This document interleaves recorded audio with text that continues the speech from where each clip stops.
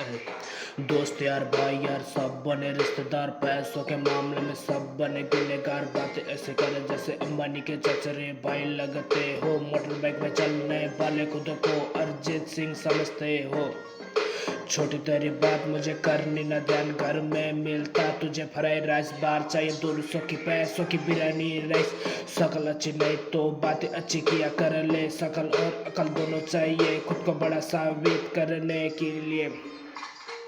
ना जाने कितने साल स्ट्रगल करके बनता सुपर स्टार। 5 की बीड़ी और 10 की चाय उड़ाने जितनी संभव नहीं है। रात रात भर मेहनत करना पड़ता, लग्जरी लाइफ जीने के लिए लश्करी बनना पड़ता।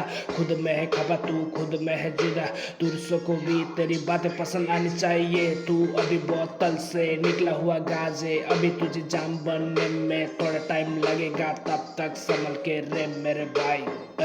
बीच एस कार्तिक